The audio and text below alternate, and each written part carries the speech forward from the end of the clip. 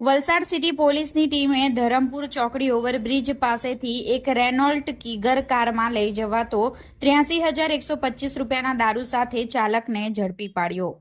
તારીખ 18 માર્ચ બુધવારના રોજ 1 કલાકે પકડાયેલી કારની વિગત મુજબ વલસાડ સિટી પોલીસની ટીમ પોલીસ સ્ટેશન હદ વિસ્તારમાં પેટ્રોલિંગમાં હતી, જે દરમિયાન ખાનગી રાહે બાતમી મળી હતી કે એક રેનોલ્ટ કીગર કાર નંબર GJ15CP3572માં દારૂ ભરીને જવાનો છે, જે બાતમીના આધારે વલસાડ સિટી પોલીસની ટીમે ધરમપુર ચોકડી ઓવરબ્રિજ ઉપર વોચ ગોઠવી કારને ઝડપી પાડી હતી। કારમાં તપાસ કરતા તેમાંથી કુલ 83,125 રૂપિયાનો દારૂ મળી આવ્યો હતો।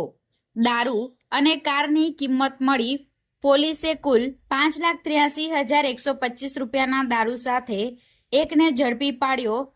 માલ મંગાવનારને વોન્ટેડ જાહેર કરી પ્રોહિબિશન અંગે ફરિયાદ દાખલ કરી છે।